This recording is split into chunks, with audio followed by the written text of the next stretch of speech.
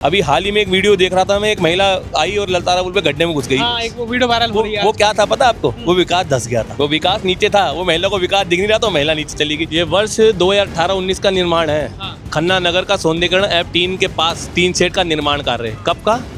18-19 का। पार्षद का क्या नाम है? मोनिका सैनी जी, पार्षद नगर निगम हरिद्वार। अब थोड़ी दूरी पे आ जाइए आप, इसको पढ़िए आप, ये क्या लिखा है? 17-18 का निर्माण, ग्रामीण निर्माण विभाग हरिद्वार, प्रस्तावक श्रीमती वंदना गुप्ता जी, पार्षद। खन्ना नगर घाट पे 3 शेड का निर्माण कर रहे हैं। अगर ये घोटाला नहीं है तो क्या है? और ऐसे पता नहीं कितने पत्थर हैं जो एक जगह 2 जगह लगे हुए हैं। डीएम साहब हैं, डीएम साहब भी व्यवस्था बनाते हैं कि इसका जल भराव की समस्या का समाधान कैसे होता, कैसे हो सकता है। कंकल की हालत देख लीजिए, ज्वालापुर की हालत देख लीजिए, कोई कॉलोनी ऐसी नहीं है जहाँ पर जल भराव ना होता। क्यों? ये नाकामियाँ हैं इनकी, ये लोग काम करना ही नहीं चाहते। कहीं ना कोई बड़ा आदमी इसमें मौजूद है, कोई वो पैसे खा रहा है, जब ही एक व्यक्ति एक स्थान पे टिका हुआ है। इतने समय से जो लगातार विकास की बात भाजपा कर रही है या विधायक जी कर रहे हैं, कैबिनेट मंत्री भी रहे हैं, तो आखिर हरिद्वार को एक प्रॉपर अंडरपास वाटर का या सीवेज पास, जिससे कि पानी कभी जमा ही ना हो ऊपर, ऐसा क्यों नहीं मिल पाया? ये तो ये दिखाना चाहते हैं वो विकास, हल्ले मचाते रहो, विकास सुनने में आता है, बहुत देर चिल्लाते हैं विकास विकास विकास, दिख नहीं रहा कहीं। जो सप्तऋषि मंडल से आते किशन बजाज जी, उनका इंटरव्यू साक्षात्कार कर रहा था, तो मैं उनसे पूछा था कि भाई दीपक जी कांग्रेस के अन्य नेता जो हैं लगातार वो पूछते कि भाई विकास कहाँ हो रहा है, मदन जी कहाँ विकास कर रहे हैं, कैसा विकास कर रहे हैं? तो उनका जो जवाब था वो ये था कि सबसे पहला विकास मदन जी ने जिसका किया है वो दीपक जी का किया है। दीपक जी की धर्मपत्नी जी को नौकरी दिलाई, इस तरह का उन्होंने खुल करके बयान सामने दिए। तो मैं आपसे जानना चाहता हूँ कि क्या आप जवाब देंगे, क्या वाकई ऐसा है? जो लोग किसी के ऊपर व्यक्तिगत टिप्पणी करते हैं, मैं उनको यही सलाह दूंगा, कृपया पहले अपने गिरबान में झांको। घोटाला जो सामने आ रहा है, ये आ रहा है मनसा देवी रोपवे का। अच्छा। क्योंकि जो चंडी देवी रोपवे है वो हरिद्वार नगर निगम में नहीं है। जब तक कोई बोर्ड की मीटिंग नहीं होती, जब तक ये ना तो किराया बढ़ता है और ना ही उसकी लीज बढ़ती है। मतलब बिना बोर्ड मीटिंग के ही किराया बढ़ गया? यही तो संदेह है। क्या घोटाला हुआ है वही तो उजागर करने का हम लगे हुए हैं। अभी एक कहीं ना कहीं कुछ ना कुछ गोलमाल तो है ना। अगर ये मामला घोटाले का नहीं होता तो सारे पार्षद वहां मौजूद होते। मैं किसी के ऊपर दाग नहीं लगा रहा।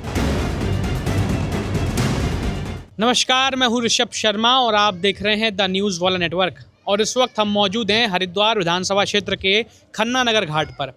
लगातार जो है विधानसभा चुनाव 2027 भी नज़दीक है और भी गंभीर विषय जो हैं लगातार हरिद्वार विधानसभा में आते रहते हैं। इस समय वर्तमान में कावड़ यात्रा भी जोरों शोरों पर चल रही है और इसी विषय और भी तमाम गर्मा गर्मी के मुद्दों को लेकर के आज हम आपके सामने आए। हमारे इस खास कार्यक्रम जिसका नाम है कौन बनेगा जनप्रतिनिधि, और आज के हमारे जो खास मेहमान हैं वो है लगातार खन्ना नगर और खासकर हरिद्वार विधानसभा में जो भी व्यक्तिगत किसी की भी घोटाले होते हैं या फिर कोई संगठन से जुड़े घोटाले होते हैं, घूसखोरी या फिर जो भी तमाम तरह के जो विषय हैं, चाहे वो जनता के हितों में हो, जनता के सरोकार को लेकर हो, लगातार हर किसी के मामले में साथ खड़े होकर वो उठाते रहते हैं। जनता के बीच समय समय पर मौजूद रहकर हर विषय को आगे रखते हैं, जिससे कि जनता के साथ हर हित में वो उनके साथ खड़े रहें। इन तमाम विषयों को लेकर के लिए आज हमारे साथ मौजूद हैं पूर्व पार्षद खन्ना नगर से दीपक टंडन जी। नमस्कार सर, स्वागत है आपका। धन्यवाद आपका बहुत बहुत। दीपक जी, सबसे पहला सवाल मेरा यही रहेगा कि भाई इस बार एक बड़ा मामला जो है फिर से हरिद्वार विधानसभा क्षेत्र खासकर हरिद्वार नगर निगम में गरमाया हुआ है। आज हम देख रहे थे लगातार कई लोगों ने, कई पार्षदगण इकट्ठे होकर के एक ज्ञापन सौंपा है और उस ज्ञापन में जो एक घोटाला है वो क्या घोटाला है जिसने कहीं ना कहीं जो रोपवे है उसके किराए को लेकर बढ़त बना दी है, वो क्या पूरा मामला, थोड़ा बताइए इस बारे में। देखिए, मामला बहुत गंभीर है। ये हरिद्वार के लोगों की आस्था से भी जुड़ा है और मैं कहना चाहता हूँ कि जो 190 रुपये किराया था वो 220 रुपये किस सहमति के तहत हो गया? ना तो कोई बोर्ड की बैठक हुई उसमें और ना ही कोई प्रस्ताव पारित हुआ, तो कैसे उन्होंने किराया बढ़ा दिया गया? और सुनने में तो ये भी आ रहा है, कई पार्षद ये भी कह रहे हैं कि घोटाला हुआ है। और अभी एक मैं न्यूज चैनल के माध्यम से भी देख रहा था कि बंदरबाट हुई है इसमें। अगर बंदरबाट नहीं हुई, हरिद्वार के जनपति जितने चुन के आए हुए हैं, जो पार्षद चुन के आए हुए, चाहे वो भाजपा के हो चाहे कांग्रेस के हो, आज वो पूरे क्यों नहीं थे वहाँ पे? जब ज्ञापन देने गए थे तो मैं देख रहा था 11 ही पार्षद थे उसमें, पूरे पार्षद क्यों नहीं थे? कहीं ना कहीं संदेह जो है उनके ना होने पे भी लग रहा है। और मैं कहना चाहता हूँ अगर ये घोटाला हुआ है तो ये बहुत दुर्भाग्यपूर्ण है, क्योंकि ये सीधा हरिद्वार एक धर्म नगरी है और सीधा ये धर्म नगरी पे ऐसा घोटाला होना कहीं ना कहीं बहुत बड़ा संदेह का विषय है। कहीं ना कहीं अगर ये लोग पार्षद जो आज पूर्ण नहीं थे वहाँ पे, तो मैं कहता हूँ कहीं ना कहीं कुछ ना कुछ घोटाला हुआ है। अच्छा, नहीं, जैसे कि जो किराया बढ़ा है वो किराया कौन से तरफ का बढ़ा है, पहली बात तो। और दूसरी बात ये कि क्या किराया बढ़ने पर कोई मीटिंग होती है या फिर मतलब कौन बढ़ाता है किराया, थोड़ा जानना चाहता हूँ। मैं इसमें एक बात अभी आप कहना चाहता हूँ कि जो मामला जो है ये हरिद्वार नगर निगम क्षेत्र का है, क्योंकि वो घोटाला जो सामने आ रहा है ये आ रहा है मनसा देवी रोपवे का। अच्छा। क्योंकि जो चंडी देवी रोपवे है वो हरिद्वार नगर निगम में नहीं है जी। और उसका जो मैं कुछ समय पहले पूर्व में जो था वो 190 रुपये जो उसका था, जो आने जाने का उसका किराया तो 190 रुपये था, और अब सुनने में आ रहा है वो 220 रुपये हो गया। तो क्यों बढ़ाया गया एकदम से किराया? ये अब यही तो समझ नहीं आ रहा, क्योंकि समझने और सोचने का विषय ये है, जब तक कोई बोर्ड की मीटिंग नहीं होती, हाँ। जब तक ये ना तो किराया बढ़ता है और ना ही उसकी लीज तो बढ़ती है। मतलब बिना बोर्ड मीटिंग के ही किराया बढ़ गया? यही तो संदेह है। क्या है, क्या घोटाला हुआ है, वही तो उजागर करने का हम लगे हुए हैं। अभी एक मीडिया के माध्यम से मैं देख रहा था, वो कह रहे थे कि बंदरबाट हुई है। अब वो बंदरबाट किस किस के साथ हुई है? आज वो 11 पार्षद ज्ञापन देने गए हैं, बाकी कहाँ थे? कहीं ना कुछ गोलमाल तो है ना।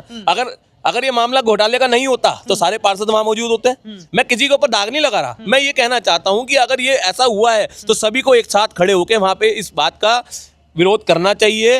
नगर निगम एमएनए को मिलना चाहिए और एमएनए से ये कहना चाहिए कि इन्होंने रेंट किस प्रकार से बढ़ा दिया। क्योंकि मैं देखने में आ रहा है अभी भी उषा ब्रेको पे नगर निगम का बकाया है। हाँ, आज जैसे मैं देख रहा कई कांग्रेस के नेता से जब मैं बात कर रहा था तो वो भी लगातार कह रहे हैं कि भाई ये उषा ब्रेको जो है इस पर कार्रवाई क्यों नहीं हो रही है, इस पर क्यों संदिग्ध चीजें जो सरकार है वो क्यों नहीं कर रही है, और बाकी जगहों पे तो तमाम कार्रवाई कर देती है। तो क्या ये उषा ब्रेको पर जो तमाम सवाल कांग्रेस ही खड़े कर रहे हैं, तो क्या कुछ वाकई गंभीर मामला हो गया? गंभीर मामला इसलिए भी है क्योंकि पिछली बार जब ये नगर पालिका में था तो 60-70 करोड़ रुपए बकाया था हरिद्वार नगर पालिका पे। हाँ। नगर पालिका को उषा ब्रेको ने देना था, और आज से जब तक ये उड़न खटोला लगा है, जब से उषा ब्रेको ही चला रही है, क्या कभी इन्होंने टेंडर निकालने की कोशिश करी? क्यों नहीं करी? कहीं ना कोई बड़ा आदमी इसमें मौजूद है, कोई वो पैसे खा रहा है, जब ही एक व्यक्ति एक स्थान पे टिका हुआ है। और बहुत बड़ी चीज सोचने का विषय ये भी है, क्या और कोई कंपनियां इस चीज को नहीं चला सकती? क्या और कोई संस्था इस उषा ब्रेको को दे रखी है इन्होंने उड़न खटोला? क्या और कोई कंपनी कभी इन्होंने टेंडर ही नहीं निकाला? जो 60-70 करोड़ रुपए बकाया था उसके बाद ये नगर पालिका घोषित हो गई, और वो 60-70 करोड़ रुपए कहाँ गया, किसके पास आया, किसके पास नहीं आया, उसका कोई जवाब नहीं है। अच्छा, जैसे कि हम ये देख रहे हैं कि अभी जो है धर्म नगरी में लगातार कावड़ यात्रा चल रही है, और कावड़ यात्रा के बाद में अर्ध कुंभ जो है उसको दिव्य महाकुंभ की तैयारी तर्ज पर बनाने की बात करी गई है। 3500 करोड़ रुपए का बजट भी केंद्र से मांगा गया है। लेकिन जब इतना बड़ा बजट, इतनी भव्य तैयारी चल रही है, मैं देख रहा हूँ निर्माण कार्य लगातार चल रहे हैं, लेकिन उसके बावजूद भी बरसात का मौसम आ गया है, मानसून आ गया, लेकिन हम देख रहे हैं हरिद्वार पूरा जलमग्न दिखता है। एक वर्षा होती है, एक बार में वर्षा होती है, और वहीं पर जो बड़े बड़े पुल हैं या फिर बड़े बड़े जो अंडरपास जा रहे हैं, या मेन मुख्य रानीपुर मोड़ का मार्ग हो गया है और मार्ग, वो क्यों जलमग्न हो जाते हैं? 25 साल में जो लगातार विधायक हैं, आपको क्या लगता है कि उनका विकास इतना अच्छा है या इतना उत्तीर्ण है कि मतलब ये जल भराव हो रहा है? अभी आप 1 घंटे 1.5 घंटे की बरसात होने दो, मूसलाधार बारिश, और रानीपुर मोड़ से आप इधर को नहीं आ सकते। आर्य नगर से अगर आप इधर से ज्वालापुर से की तरफ से आर्य नगर की तरफ जाओगे ना, तो वहां इतना कम से कम कमर तक का पानी होता है। कंकल की हालत देख लीजिए, ज्वालापुर की हालत देख लीजिए, कोई कॉलोनी ऐसी नहीं है जहाँ जल भराव ना होता। क्यों? ये नाकामियां हैं इनकी, ये लोग काम करना ही नहीं चाहते। ऐसा होता, अगर ये काम करना चाहते तो जितने भी जनप्रतिनिधि हैं शहर के, जितने भी मौजूदा लोग हैं, उनको बिठा के एक व्यवस्था बनाई जाती। डीएम साहब हैं, डीएम साहब भी एक व्यवस्था बनाते कि इसका जल भराव की समस्या का समाधान कैसे होता, कैसे हो सकता है, उसको लेके एक मीटिंग करी जाए। बारिश हो रही थी, डीएम साहब खुद रोड पर खड़े हो गए थे, इंस्ट्रक्शन दे रहे थे, ये वो तमाम बात है। लेकिन मैं एक चीज दिख रहा था कि ना ही मुझे वर्तमान में जो नगर निगम की मेयर है वो रोडों पर दिखाई दी वर्षा के समय पे जहाँ पानी भर गया था, और ना ही वर्तमान जो विधायक और वर्तमान में जो कैबिनेट मंत्री मदन जी दिख रहे थे। तो क्या मतलब एक जवाबदेही आपको लग रही है जो नहीं बन पा रही है? ये जनता को समझना चाहिए कि जिनको वो चुन के भेजते हैं, अगर वही उनके काम नहीं आएंगे या वही उनके नुकसान की भरपाई नहीं करवा पाएंगे, तो फिर क्या जनपति चुन के भेजने का फायदा और क्या उनके काम करने का फायदा? क्योंकि आप देखो 1.5 घंटे की बारिश में रानीपुर में सभी दुकानदारों का बुरा हाल हो जाता है। और आज से नहीं है, ये 25 साल से, लगभग मेरे को 20 साल हो गए देखते हुए, कभी आज तक वहाँ जल भराव की समस्या का समाधान नहीं हुआ। समाधान है पर ये लोग करना नहीं चाहते। तो फिर अगर जैसे कि अगर समाधान नहीं हो रहा है तो लोग फिर जो है, अगर हम बात करें वर्तमान विधायक मदन जी को, क्यों 25 साल से लगातार चुनिए, और लोग कह रहे हैं कि भाई इस बार भी उन्हीं को चुनेंगे, फिर क्यों कह रहे हैं ऐसा? देखिए, लोगों को कहने और करने में, कथनी में अंतर होता है।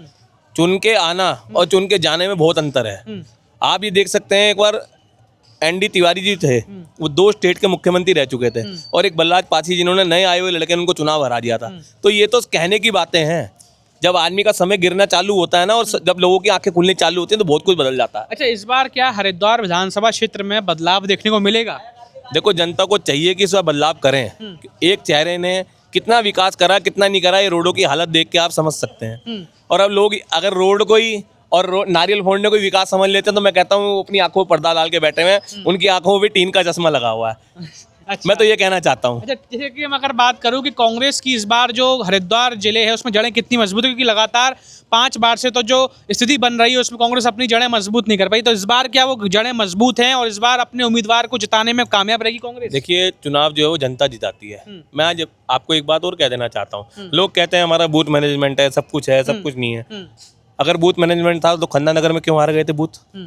इसका जवाब दे दीजिए। जब जनता अपनी पे आती है तो अच्छे अच्छे को उखाड़ के फेंक देती है। मैं अब भी कहता हूँ जनता इस बार जागरूक होगी। क्यों? अभी हाल ही में एक वीडियो देख रहा था मैं, एक महिला आई और ललतारा पुल पे गड्ढे में घुस गई। हाँ, एक वो वीडियो वायरल हो रही है। वो क्या था पता आपको? वो विकास धस गया था। अच्छा। वो विकास नीचे था, वो महिला को विकास दिख नहीं रहा तो महिला नीचे चली गई। तो मैं कहना चाहता हूँ पूरे रोड पे भ्रष्टाचार की भेंट चढ़े में भी एक आदमी जो है वो करंट लग के मर गया। अंडरग्राउंड बिजली की उसमें ये अंडरग्राउंड बिजली जो है ये बहुत बड़ा घोटाला है। कम से कम मैं बता रहा हूँ बहुत बड़ा घोटाला है। पूरे बॉक्स जो है खुले पड़े हैं। किसी न किसी बड़ा हादसा हो गया ना तो लोग इससे मर रहे हैं। थोड़े दिन पहले वहाँ कुत्ता मरा और आज एक साधु मर गया। चल, लेकिन जैसे कि एक सबसे बड़ी हम अगर समस्या देखें कि हरिद्वार जो है धर्म नगरी है, पर्यटन नगरी भी इतनी बड़ी है, फिर भी एक हर जगह देखते हैं कि हल्की सी बारिश होती है, मान लीजिए वाटर ओवरफ्लो हो जाता है तो वो पानी सड़कों पर दिखने लगता है। तो क्या जो सीवेज ट्रीटमेंट है या फिर जो वाटर अंडरपास है पानी का, जिससे कि पानी का जो बहाव है वो अंदर ही अंदर चला जाए, सीवेज प्लांट की अगर हम बात करें, तो क्या इतने समय से जो लगातार विकास की बात भाजपा कर रही है या विधायक जी कर रहे हैं, कैबिनेट मंत्री भी रहे हैं, तो आखिर हरिद्वार को एक प्रॉपर अंडरपास वाटर का या सीवेज पास जिससे कि पानी कभी जमा ही ना हो ऊपर, ऐसा क्यों नहीं मिल पाया? क्योंकि ये विकास करना ही नहीं चाहते। ये तो ये दिखाना चाहते हैं वो विकास हल्ले मचाते रहो, वो विकास सुनने में आता है, बहुत देर चिल्लाते हैं विकास विकास विकास, दिख नहीं रहा कहीं। क्यों नहीं दिख रहा? क्योंकि खाली वो हवा में है, जमीन धरातल पे तो है ही नहीं कुछ भी। आप देख लो ना, घोटाले की भेंट नहीं चढ़ा। अगर कहते हैं घोटाला नहीं हो रहा इनके राज्य में, तो मैं आपको अभी पीछे एक चीज दिखा देता हूँ घोटाले की। अगर आप कहो तो मैं दिखाता हूँ। दिखाइए। ये देखिए, ये वर्ष 2018-19 का निर्माण है। खन्ना नगर का सौंदर्यीकरण F3 के पास 3 शेड का निर्माण कार्य। कब का? 18-19 का। पार्षद का क्या नाम है? मोनिका सैनी जी, पार्षद नगर निगम हरिद्वार। अब थोड़ी दूरी पे आ जाइए आप। ये कब का है? ये 18-19 का। अब थोड़ी दूरी पे आप आ जाइए, इसको पढ़िए आप। ये क्या लिखा है? 17-18 का निर्माण, ग्रामीण निर्माण विभाग हरिद्वार, प्रस्तावक श्रीमती वंदना गुप्ता जी, पार्षद, खन्ना नगर घाट पे 3 शेड का निर्माण कार्य। अगर ये घोटाला नहीं है तो क्या है? और ऐसे पता नहीं कितने पत्थर हैं जो एक जगह 2 जगह लगे हुए हैं, 2 जगह लगे हुए हैं। तो मैं आपको कहना चाहता हूँ भ्रष्टाचार में लिप्त है विकास। और अगर विकास है तो ये हालत देखिए, ये क्या हालत है, ये हालत देखिए। पर अभी अंधेरा हो रहा होगा, देख नहीं पाएगा। वो सामने का घाट अभी नया बना था, वो सामने का घाट, और वो पूरा घाट टूटा पड़ा है। तो मैं कहना चाहता हूँ कोई भी विकास धरातल पे नहीं है। ये लोग केवल और केवल मलाई चाट रहे हैं। अच्छा, जैसे कि एक सबसे बड़ी अगर हम बात करें हरिद्वार की, जैसे हरिद्वार जैसे जैसे जब इतना पर्यटन नगरी बन रहा है, लोग दूर दराज से अब तो और बढ़ चढ़कर आ गए हैं। कुंभ की अगर बात करें या आम दिनों में भी खास करके, लेकिन एक सबसे बड़ी समस्या बनी हुई है वो ट्रैफिक मैनेजमेंट की भी है। जब कहीं ना कहीं लोग आते हैं तो हमेशा हरिद्वार में अंदर की अगर हम बात करें या हाईवे की तरफ की, लगातार जाम में वो घंटों घंटों फंसे रहते हैं। तो क्या एक जो इस जाम की समस्या से निजात नहीं मिल सकता जनता को? अब क्या लगता है? जनता को निजात मिल सकती है। मैंने आपको पहले भी कहा था और अब भी कहूंगा कि ये लोग विकास करना ही नहीं चाहते। ये लोग खाली अब विकास का हल्ला मचाना चाहते हैं। विकास विकास विकास, अपना विकास, बस और कुछ नहीं है। और कुछ नहीं है, और कुछ नहीं चाहते। अच्छा, एक अंतिम सवाल अब ये रहेगा मेरा, जैसा कि अगर हम बात करें कि पिछली बार में अभी एक मंडल अध्यक्ष हैं जो सप्तऋषि मंडल से आते, किशन बजाज जी, उनका इंटरव्यू साक्षात्कार कर रहा था, तो मैं उनसे पूछा था कि भाई दीपक जी, कांग्रेस के अन्य नेता जो हैं वो लगातार वो पूछते हैं कि भाई विकास कहाँ हो रहा है, मदन जी कहाँ विकास कर रहे हैं, कैसा विकास कर रहे हैं? तो उनका जो जवाब था वो ये था कि सबसे पहला विकास मदन जी ने जिसका किया है वो दीपक जी का किया है। दीपक जी की धर्मपत्नी जी को नौकरी दिलाई, इस तरह का उन्होंने खुल करके बयान सामने दिए। तो मैं आपसे जानना चाहता हूँ कि क्या आप जवाब देंगे, क्या वाकई ऐसा है? देखिए, मैं कोई व्यक्तिगत टिप्पणी किसी के ऊपर नहीं करना चाहता। और राजनीति में जो लोग किसी के ऊपर व्यक्तिगत टिप्पणी करते हैं, मैं उनको यही सलाह दूंगा, कृपया पहले अपने गिरबान में झाँक लें, बस। तो दर्शकों, ये थे हमारे साथ में दीपक टंडन जी, जिन्होंने अपनी बात को बड़ी खुल करके रखा और बताया कि इस बार जो है जनता किस तरह से विकास की दरों के आधार पर कैसे जो है कांग्रेस की तरफ आगे की तरफ बढ़त बनाएगी। और वहीं पर उन्होंने एक खुल करके जवाब भी दे दिया है उन लोगों को जिन्होंने उन पर निशाना साधने की कोशिश करी थी। आप क्या कुछ कहना चाहेंगे इस तमाम पूरे के पूरे मामले पर? अपनी राय कमेंट सेक्शन में जरूर बताइए। और इस तरह की और भी तमाम खबरों को, ग्राउंड रिपोर्ट्स, इंटरव्यूज़ को देखने के लिए देखते रहिए द न्यूज़ वाला नेटवर्क। बहुत बहुत धन्यवाद।